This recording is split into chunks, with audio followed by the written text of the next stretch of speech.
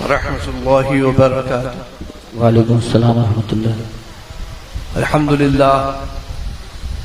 الحمد للہ رب العالمین والعاقبۃ للمتقین والصلاة والسلام علی سید المرسلین وعلی آلہ واصحابہ اجمعین برحمتک یا ارحم الراحمین، اما بعد فاعوذ باللہ من الشیطان الرجیم، بسم اللہ الرحمن الرحیم۔ ان اللہ وملائکتہ یصلون علی النبی یا ایہا الذین آمنوا صلوا علیہ وسلموا تسلیما۔ اللہم صل علی سیدنا ومولانا محمد المعدن الجود والکرم وعلى آلہ وصحبہ وبارک وسلم۔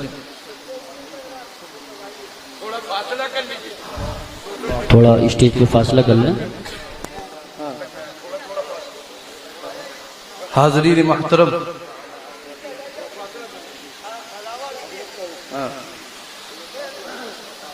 عرس رضوی کی وہ بہاریں جو ہر سال ہم اپنی ماتھے کی نگاہوں سے اسلامیہ انٹر کالج اور رضا کی گلیوں میں دیکھا کرتے تھے، وہ بہاریں امسال دیکھنے کا موقع تو میسر نہیں آ پا رہا ہے۔ ہاں، مگر وہ رسم جس کی بنیاد یہاں اسلامیہ انٹر کالج میں ہمارے دادا حضور تاجدار مسند رضویت حضور ریحان ملت نے آج سے تقریباً 40 سال پہلے ڈالی تھی، بحمد اللہ تعالی وہ آج بھی قائم ہے، اور اس حالت ناسازگار میں بھی ان کے شہزادے اور جانشین ہمارے دائیں ابو نے اس کو برقرار رکھا ہے۔ ماشاءاللہ، وہ کیا شعر جو ہے مشاعرے میں پڑھا جا رہا تھا، میں نے رات سنا تھا کہ فیض رضا سے عرس کو رکھا ہے برقرار، صبح رضا نے حالت ناسازگار میں۔ واہ واہ واہ، سبحان اللہ سبحان اللہ، ماشاءاللہ ماشاءاللہ۔ تو حاضرین محترم، دعا کریں کہ ایسے ہی حالات رہیں، یہ عرس رضوی کا سلسلہ اسی طرح جاری و ساری رہے۔ آمین۔ حاضرین محترم، جب سے حضور ریحان ملت نے حضور مفتی اعظم ہند کے وصال کے بعد سے یہاں اسلامیہ انٹر کالج میں عرس رضوی کا اہتمام کیا ہے، تب سے لے کر آج تک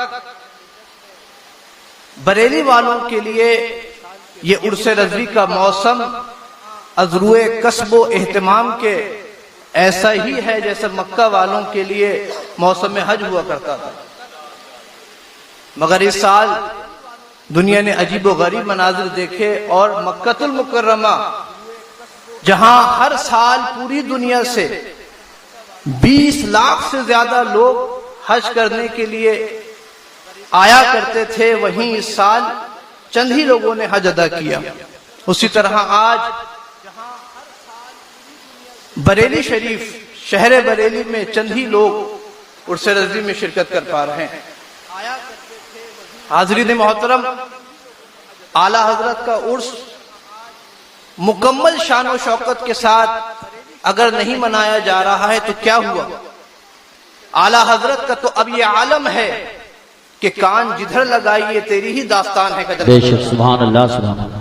ہر جگہ اعلیٰ حضرت کا ذکر ہے، پورے ملک ہی نہیں بلکہ پوری دنیا میں اعلیٰ حضرت کا عرس منایا جا رہا ہے، اور اعلیٰ حضرت کے عرس میں مریدوں کی بھیڑ اکٹھی کرنا کوئی کمال کی بات نہیں ہے، بلکہ اعلیٰ حضرت کی مشن پہ کام کرنا کمال کی بات ہے، اعلیٰ حضرت کی وصیت پر عمل کرنا کمال کی بات ہے، ان کے کام کو آگے بڑھانا کمال کی بات ہے، اور ان کی شخصیت کے چھپے ہوئے گوشوں کو اجاگر کرنا کمال کی بات ہے۔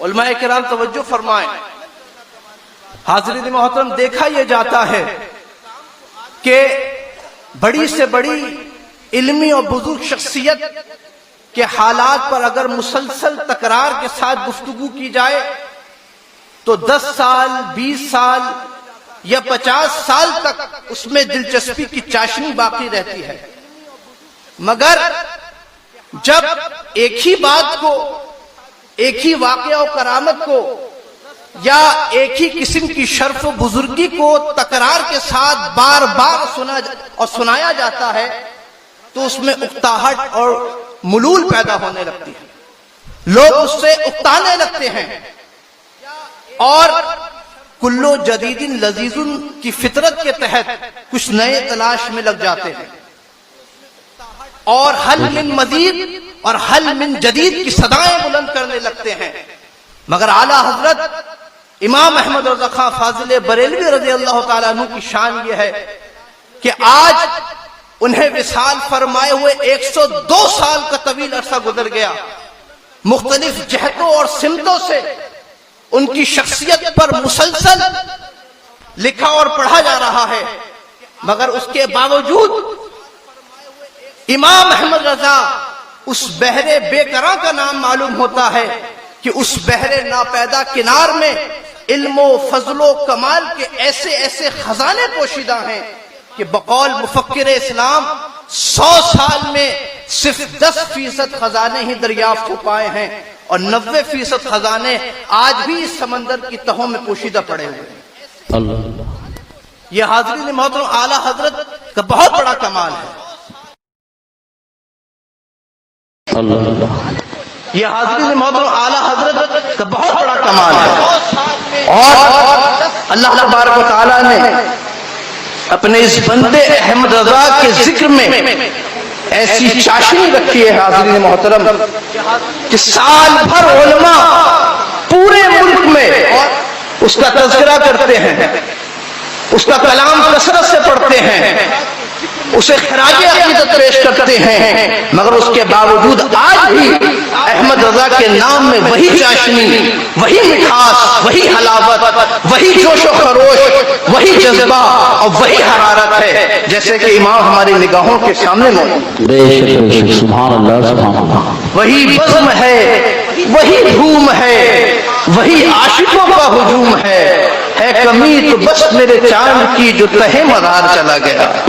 حاضرین محترم، آپ اعلیٰ حضرت کا کوئی بھی کلام پڑھیں ایسا معلوم ہوتا ہے کہ وہ کلام بس ابھی ہی امام کے نو کے قلم سے نکل کر لوگوں کے کانوں میں رس گھول رہا ہے۔ اعلیٰ حضرت کا لکھا ہوا کلام روزانہ ہی مساجد و محافل میں پڑھا جاتا ہے، مگر اس قدر تکرار کے بعد بھی اکتاہٹ اور ملول ہونے والی کوئی بات محسوس نہیں ہوتی۔ توجہ فرمائے علماء کرام، اس سے معلوم ہوتا ہے کہ اعلیٰ حضرت بارگاہ خدا و رسول کا وہ مقبول شخص ہے کہ اس نے جو کہا تھا کہ بے نشانوں کا نشان مٹتا نہیں مٹتا کیا،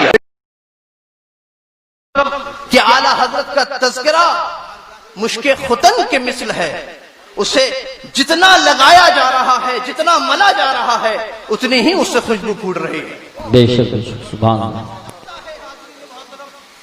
تو حاضرین محترم، جب ہم اعلیٰ حضرت کا تذکرہ کرنے کے لیے ان کی کتاب حیات کا مطالعہ کرتے ہیں تو ہم دیکھتے ہیں کہ اعلیٰ حضرت نے اپنے زمانے میں لٹریچر تیار کیا اور مختلف موضوعات پر قلم اٹھایا۔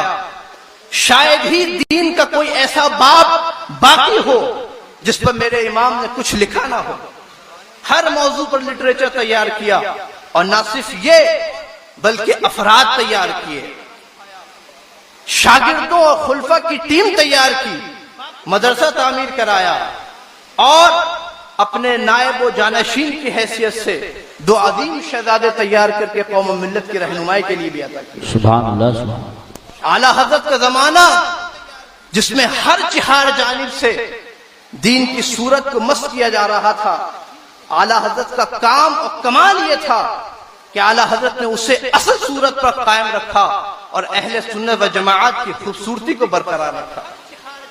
اسی لیے حاضرین محترم میں کہتا ہوں کہ اعلیٰ حضرت کا یہ زمانہ خیر القرون کی برکتیں اپنے اندر رکھتا ہے. توجہ فرمائیں علماء کرام. اور اعلی حضرت کے اس دور کو اس دور پاک سے یا گنا مشابہت ہے. اللہ تعالیٰ قرآن پاک میں ارشاد فرماتا ہے لقد کان لکم فی رسول اللہ اسوۃ حسنہ، بے شک تمہیں رسول اللہ کی پیروی بہتر ہے. یقیناً اعلی حضرت کی زندگی رسول اللہ صلی اللہ تعالیٰ علیہ وسلم کی پیروی میں ایسی بسر ہوئی کہ اعلی حضرت کی زندگی اور اعلی حضرت کے دور میں حضور نبی کریم علیہ الصلوۃ والتسلیم کی حیات اور ان کے دور کی جلوہ گری اور برکتیں نظر آتی ہیں. بے شک بے شک سبحان اللہ. حاضرین محترم، کوئی یہاں پر مجھ پر اعتراض نہ کرے کہ میں نے حضور اعلی حضرت کے دور کو حضور خیر القرون سے تشبیہ دی. یہ ہمارے دین میں ثابت ہے. حضور نبی کرم صلی اللہ تعالیٰ علیہ وسلم نے بہت سارے صحابہ کرام کو انبیاء کرام اولین اور اگلے زمانے کے لوگوں سے تشبیہ دی مختلف جہاز سے. کسی کو طور طریقے میں، کسی کو مقام و مرتبے میں، کسی کو شکل و صورت میں. حضرت علی سے فرمایا حضور اکرم صلی اللہ تعالیٰ علیہ وسلم نے اما ترضى ان تكون منی بمنزلت ہارون من موسیٰ، اے علی کیا تم اس بات سے راضی نہیں کہ تمہارا مقام و مرتبہ میرے سامنے ایسا ہو جیسا ہارون کا مرتبہ موسیٰ کے سامنے تھا، مگر یہ کہ میرے بعد کوئی نبی نہیں. حضرت امام حسن و حسین کو حضور نے نام میں حضرت ہارون کے دونوں صاحبزادے شبر و شبیر سے تشبیہ دی. صحابی حضرت عروہ بن مسعود رضی اللہ تعالی عنہ کو شکل و صورت میں حضرت عیسیٰ علیہ السلام سے تشبیہ دی. حضرت داہیہ کلبی کو جبریل علیہ السلام کے مشابہ فرمایا. اور حضور نے اپنے متعلق فرمایا کہ میں اولاد ابراہیم میں ان سے سب سے زیادہ مشابہ ہوں. حضرت موسیٰ علیہ السلام کے تعلق سے آیا حدیث پاک میں کہ حضور نے فرمایا کہ قبیلہ شونا کے لوگ حضرت موسیٰ سے زیادہ مشابہت رکھتے ہیں. تو حاضرین محترم، یہ تشبیہ دینے کا سلسلہ بہت پہلے سے چلا آ رہا ہے. اسی تناظر میں عرض کرتا ہوں کہ اعلی حضرت کا زمانہ حضور نبی کریم علیہ الصلوۃ والتسلیم کے زمانے عظیم اور خیر القرون سے یکگنا مشابہت رکھتا ہے اور خیر القرون کی جلوہ گری اور برکتیں اپنے اندر رکھتا ہے. اس لیے کہ وہ دور تحیّع رجال کا زمانہ تھا، لٹریچر تیار کرنے کا زمانہ تھا، افراد مہیا کرنے کا زمانہ تھا. اعلی حضرت نے بھی اپنے زمانے میں افراد مہیا کیے اور ہر میدان میں افراد تعینات کیے. میدان تدریس و فقہ میں حضرت صدر الشیعہ کو تعینات فرمایا. میدان تبلیغ و ہدایت میں حضرت مبلغ اسلام علامہ عبدالعلیم میرٹھی صدیقی کو تعینات فرمایا. میدان تفسیر میں صدر الافاضل کو تعینات فرمایا. میدان حدیث میں حضرت ملک العلماء علامہ ظفر الدین بہاری اور محدث اعظم ہند کو مہیا کیا. میدان رد و مناظرہ میں حضرت شیر بشہ اہل سنت کو تیار کیا اور میدان فقہ و افتاء، رشد و ہدایت، کشف و کرامت اور نیابت غوث اعظم کے لیے اپنے دونوں شہزادوں حجت الاسلام مفتی اعظم ہند کو تیار کیا. سبحان اللہ سبحان اللہ ماشاءاللہ. 41 سینکڑوں نہریں کہ پانی کچھ تو کم ہوتا مگر پھر بھی میرے دریا کی طغیانی نہیں جاتی. سبحان. حاضرین محترم، یہ سارا کام اعلی حضرت کے زمانے میں انجام پایا. تو یہ زمانہ اپنے اندر خیر القرون کی برکتیں رکھتا ہے اور اس کی جلوہ گری رکھتا ہے. حضور اکرم صلی اللہ تعالی علیہ وسلم کے بعد حضرت ابو بکر صدیق کا دور خلافت آتا ہے. 28 سال خلافت کے فرائض کیا کر رہے ہیں؟ ان کو منع کر رہے ہیں فوٹو نہ کھینچیں، یہاں سے تشریف لے جائیں، کوئی فوٹو ویڈیو نہ بنائیں. 2.5 سال حضرت ابو بکر صدیق نے خلافت کے فرائض انجام دیے. وقت کم تھا، کام زیادہ. تو اس دور صدیقی کو حضور اس دور صدیقی کی برکتیں اور جلوہ گری ہمیں حضور حجت الاسلام کی جانشینی کے دور میں نظر آتی ہے. اور پھر حضرت عمر فاروق اعظم کے دور کی جلوہ گری اور برکتیں ہمیں حضور مفتی اعظم ہند کے دور میں نظر آتی ہیں۔ سبحان اللہ سبحان اللہ۔ جس طرح حضرت عمر فاروق اعظم کے زمانے میں دین اسلام کا بہت کام ہوا اور اسلامی سلطنت کے حدود وسیع سے وسیع تر ہوتے چلے گئے، اسی طرح حضور مفتی اعظم ہند کے زمانے میں بھی سنیت مذہب و مسلک و مشرق کا وہ عظیم کام ہوا جس کی نظیر نہیں ملتی حاضرین محترم۔ اور جس طرح حضرت عمر فاروق اعظم کے متعلق حضرت عمر فاروق اعظم کے دور کو دور صدیقی کی بنسبت زیادہ زمانہ ملا، اسی طرح حضرت مفتی اعظم ہند کو اللہ تبارک و تعالیٰ نے طویل زمانہ عطا فرمایا۔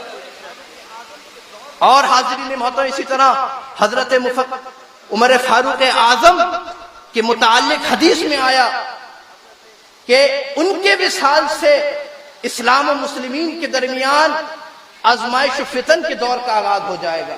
بے شک۔ اور مفتی اعظم ہند کے متعلق بھی علماء نے فرمایا تشبیہ دیتے ہوئے کہ مفتی اعظم ہند کے وصال سے بھی اہل سنت میں اختلاف و انتشار اور آزمائش فتن کے دور کا آغاز ہو جائے گا۔